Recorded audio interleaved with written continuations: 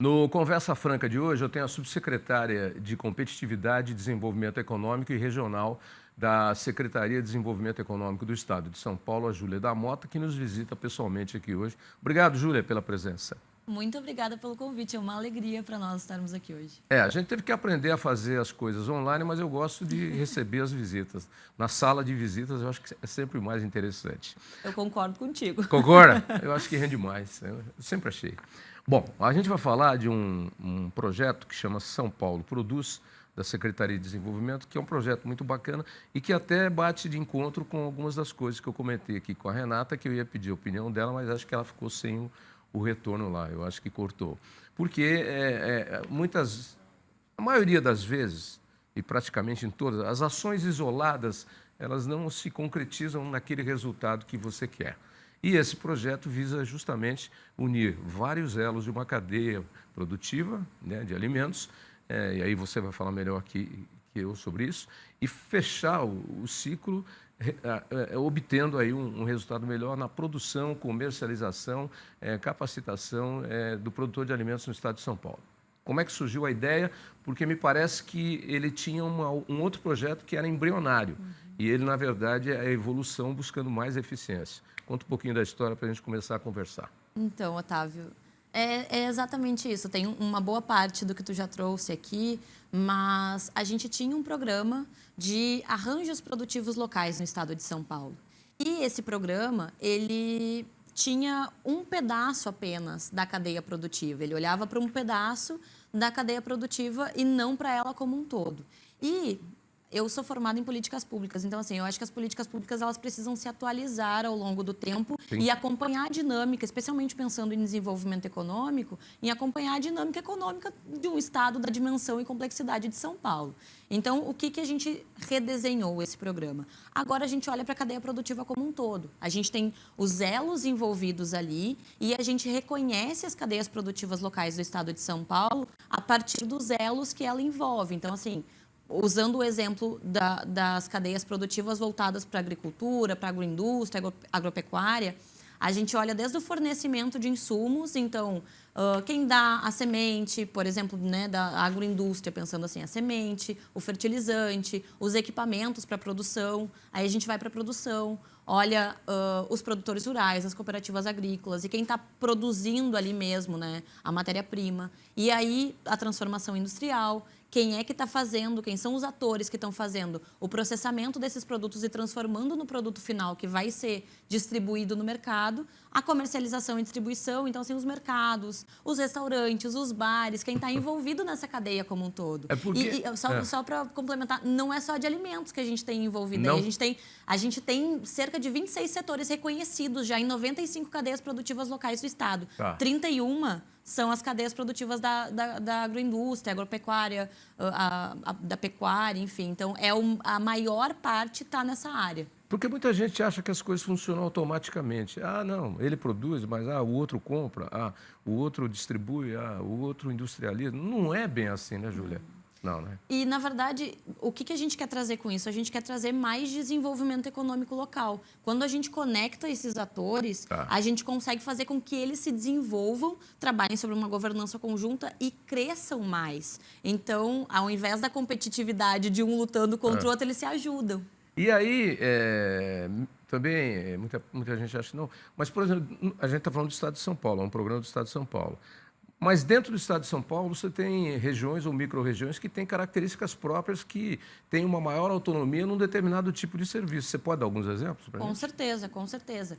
Inclusive, acho que tem alguns exemplos. A gente costuma trabalhar com as vocações regionais e tentar fortalecer isso. Mas tem alguns exemplos que são muito claros nesse sentido. Por exemplo, o Vale do Ribeira. O Vale do Ribeira é um território ainda muito vulnerável que a gente precisa fortalecer, levar mais oportunidades para lá. Então, e não adianta levar grandes indústrias para lá. É um território muito mais voltado para a agricultura, para o turismo. Então, a gente está tentando fortalecer essa parte do Vale do Ribeira. Então, lá, por exemplo, a gente tem a produção de bananas, a gente tem grandes grandes produções de banana, tem muita... Palmito. O palmito é muito forte, eu diria que é um dos mais fortes de São Paulo, inclusive. O palmito, a parte de grãos, tem muito lá também. Então, Hoje está começando o cacau também lá. o cacau, a gente está tentando, inclusive, fazer um desenvolvimento específico do cacau, considerando as questões que aconteceram globais, né? E o quanto o cacau ampliou aí o preço, enfim, a gente está tentando desenvolver. Então, ele é um programa de fomento e de união das cadeias produtivas sem alterar as características próprias. Perfeito, exatamente isso. E tem uma outra coisa que é muito legal, que é, nesse novo desenho que a gente fez, a gente reconhece as cadeias produtivas locais por nível de maturidade. Por quê? Porque a partir disso a gente consegue dar o suporte do Estado para que elas cresçam. Então, por exemplo, aí eu vou usar o exemplo do que tu usou antes, assim. A gente tem no menor nível de maturidade, a gente vai precisar dar suporte técnico, da mentoria, da qualificação. Aí ela vai subindo de nível de maturidade, são 4 hoje.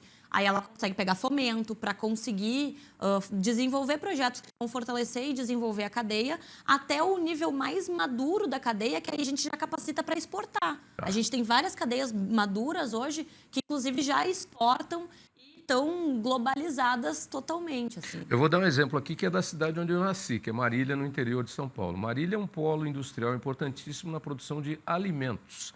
Marília tem gado de leite, tem gado de corte, já teve muito café, hoje não tem no seu entorno, mas a indústria alimentícia é a característica de Marília, é o DNA de Marília. Então, quer dizer, se você vai pegar essa região, você vai aproveitar essa característica, levando para lá produtores de alimentos e etc. e tal, que vão poder ter o seu produto industrializado. Exatamente. E dando o exemplo de Marília, acho que a gente teve lá semana passada, se eu não estou enganada. Está lá ainda? Faz tempo que eu não vou. Então, tem várias cadeias reconhecidas, tá? Tem mel, tem de produção de alimentos, de massa, de pão, de bolacha, de biscoito. Foi tradicional. E aí a gente conecta esses atores, ajuda a conectar e fortalece com serviços do Estado. O recurso ele é muito importante, mas a gente não dá só o recurso. Que recursos são esses que o Estado fornece e a que condições? Porque... Perfeito. A gente tem, para as cadeias produtivas que são reconhecidas, o reconhecimento é o primeiro passo. Tá. Elas precisam entrar num edital, serem reconhecidas, e aí elas ganham o selo de reconhecimento do Estado, no nível de maturidade que elas estão. A partir disso, a gente faz um edital de fomento. Esse recurso que a gente coloca no edital de fomento, ele é a fundo perdido, ele não precisa ser devolvido. Ele precisa ser prestado, os projetos precisam estar alinhados com o fortalecimento da cadeia como um todo.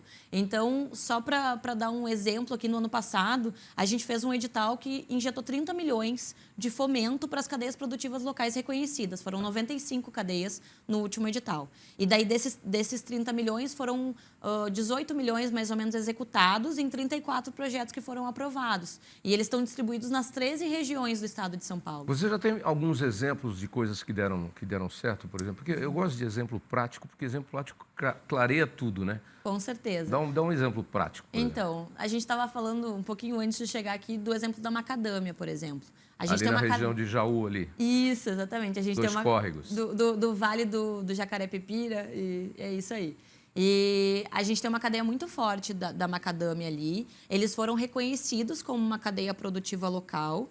E eles juntaram os atores aí, entram os vários elos, assim. Desde o apoio institucional, eles se envolvem com universidades, com FATEC, com ETEC, para fazer pesquisa, para dar qualificação para as pessoas que estão nos arredores, até a prefeitura, que entra com apoio institucional também, e a parte da cadeia que prepara mesmo a macadâmia para ela ser comercializada, vendida, né, nesse último elo de comercialização e distribuição. E aí eles foram reconhecidos, na sequência eles entraram com um projeto de fomento e foram aprovados com um projeto de fomento que visa fortalecer a cadeia produtiva. Então, por exemplo, a compra de equipamentos.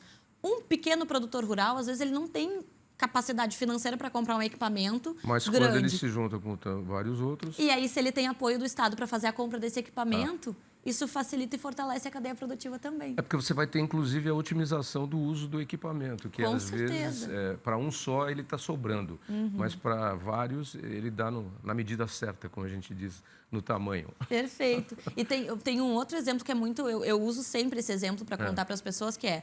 Teve uma cadeia produtiva que se juntou e comprou um equipamento de envase para poder exportar. Porque antes eles não conseguiam exportar na comercialização, no envasamento que eles faziam, eles compraram e agora todo mundo consegue fazer o envasamento lá. E aí a gente tem muito apoio dos parques tecnológicos também, que trabalham com a parte de pesquisa, inovação, desenvolvimento, e eles muitas vezes atuam no apoio dessas compras de equipamento e na utilização deles, enfim. Legal. São Paulo Produz está aí, é um programa da Secretaria de Desenvolvimento do Estado de São Paulo.